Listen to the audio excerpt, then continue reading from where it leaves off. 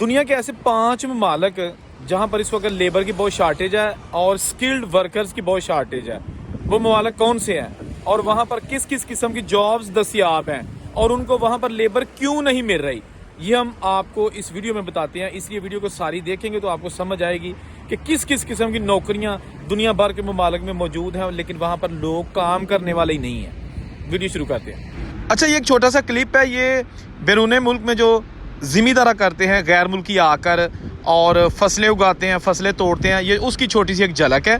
अच्छा, इसके साथ जिसने अभी तक मेरा चैनल मिस्टर बेग सब्सक्राइब नहीं किया यूट्यूब पे, उसको भी सब्सक्राइब करें। वहाँ पर बहुत सारी मालूमाती वीडियो आप दोस्त भाइयों के लिए मौजूद हैं।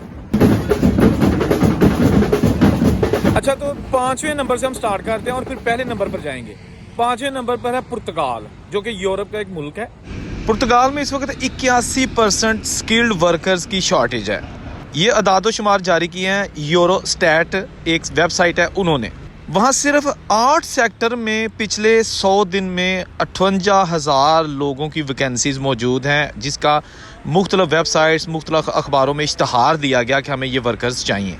सिर्फ 8 सेक्टर में 58,000 वैकेंसीज पुर्तगाल में मौजूद हैं। इनमें information technology, health care, construction, hospitality and agricultural जैसे शोबे सर फहरिस्त हैं। पुर्तगाल ने गुज़श्ता साल एक प्रोग्राम शुरू किया था, वर्किंग इन पुर्तगाल, और उस हवाले से उन्होंने जो गैर मुल्की स्किल्ड वर्कर्स हैं उनको अट्रैक्ट करने का एक प्रोग्राम शुरू किया था और उस पर अमल जारी है। ताहाल उनको फॉरेन क्वालिफाइड और स्किल्ड वर्कर्स की बहुत ज़्यादा शॉर्टेज का सामना करना पड़ रहा है। लेकिन कुछ लोग कहेंगे जी पुर्तगाल में तो जॉब्स ही नहीं है। भाई, जॉब्स उन लोगों के लिए नहीं है जिनके पास स्किल नहीं है। जिनके पास स्किल्ड है, जो कि ऑलरेडी तजर्बाकार लोग हैं, पढ़े लिखे हैं, IT और दीगर शोबों में, उनके लिए बहुत जॉब्स है वहाँ पे। मुलाजमीन की शॉर्टेज के हवाले से चौथे नंबर पर है इसराइल, जहाँ पर मुख्तलिफ सेक्टर में 82% लोगों की शॉर्टेज है, स्किल्ड वर्कर्स की शॉर्टेज है। और इस वक्त सबसे ज़्यादा लोग जो इसराइल में काम करने के लिए जा रहे हैं वो है इंडिया। इंडिया से बहुत सारे लोग इस वक्त मुख्तलिफ रिक्रूटमेंट सेंटर्स में जाकर इसराइल में काम करने के ख्वाहिशमंद हैं। गो कि इसराइल में बहुत हालात ख़राब हैं गज़ा के साथ जंग के हवाले से, और वहाँ पर जो गैर मुल्की थे वो बड़ी हद तक वापस चले गए हैं, इसलिए वहाँ पर बहुत सारी वैकेंसीज़ मौजूद हैं।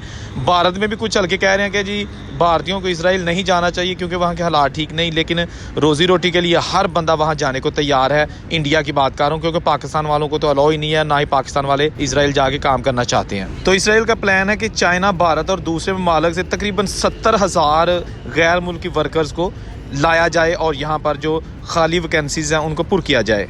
इसके साथ साथ इसराइल और फ़लस्तीन की जंग के दौरान तकरीबन 90,000 के करीब पैलेस्टाइन वर्कर्स कंस्ट्रक्शन का काम करते थे इसराइल में, वो भी वापस चले गए हैं। इसलिए कंस्ट्रक्शन के काम की बहुत सारी जॉब्स इसराइल में मौजूद हैं।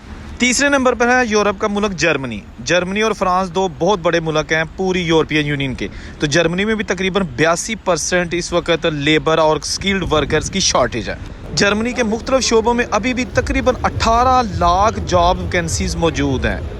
ये इंडस्ट्री भी है, ये कंस्ट्रक्शन सेक्टर भी है, एग्रीकल्चर भी है। बहुत सारी चीज़ें जो है ना वो अभी फिल होने वाली हैं। बहुत सारी जॉब्स वैकेंसी जर्मनी में भी मौजूद हैं। ये भी मैं नहीं कह रहा, ये इंटरनेशनल रिपोर्ट्स जो रिसेंटली जारी हुई हैं उनके मुताबिक आपको बता रहा हूँ। अच्छा, दूसरे नंबर पर आता है यूनान। यूनान की हुकूमत ने रिसेंटली एक बिल पास किया है जिसमें कहा गया है कि यूनान में जो गैर कानूनी तौर पर बगैर पेपरों के गैर मुल्की आबाद हैं और छुप कर वो काम कर रहे हैं, उनको पेपर्स दिए जाएं, उनको लीगलाइज किया जाए, उनको वहाँ की परमानेंट रेजिडेंसी दी जाए ताकि उनको अच्छी जॉब्स दी जाएं, टैक्स पे वो काम कर सकें। और मुल्क में इस वक्त जो शदीद बहरान है लीगल काम करने वालों का, वो फुल किया जाए। इसलिए ये खुशखबरी है उन लोगों के लिए जो यूनान में मौजूद हैं लेकिन उनके पास पेपर्स नहीं हैं और वो गैर कानूनी तौर पर ज़िंदगी के दिन पूरे कर रहे हैं और थोड़े पैसों पर दिन रात काम करने पर मजबूर हैं।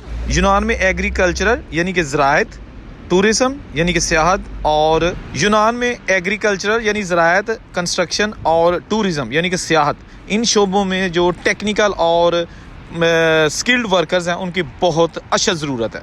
और पहले नंबर पर जापान आता है जहां पर 85% लेबर की शॉर्टेज है, यही बहुत ज़्यादा लोगों को। और पहले नंबर पर आता है जापान जहां पर 85% जॉब वैकेंसीज अभी खाली हैं और लोगों को जो है ना वो रोज़गार के मौके दस्तियाब हैं लेकिन स्किल्ड वर्कर्स दस्तियाब नहीं है जो उनकी वैकेंसीज़ को फिल कर सकें। Education, health care, technology, IT, hospitality industry और दीगर शोबों में जापान में हुनरमंद अफराद की ज़रूरत है। लेकिन वहाँ पर ज़बान का बहुत बड़ा मसला है। बहुत सारे जो गैर मुल्की हैं वो इंग्लिश बोलते हैं, लेकिन जापान में बहुत कम लोग हैं जो इंग्लिश समझते, बोलते और पढ़ते हैं। लिहाजा वैकेंसीज मौजूद है, स्किल्ड वर्कर, काम करने वाले हुनरमंद लोगों की शॉर्टेज है। ये छोटी सी वीडियो थी जिसमें ये हमने जायज़ा लेना था कि अभी भी कुछ ऐसे कंट्रीज़ हैं जहाँ पर मोर दैन 50% जॉब वैकेंसीज मौजूद हैं, लेकिन उनको लेबर शॉर्टेज का सामना है। मज़ीद वीडियोज़ के लिए चैनल को सब्सक्राइब करें। औरंगज़ेब को इजाज़त दीजिए। अल्लाह हाफिज़।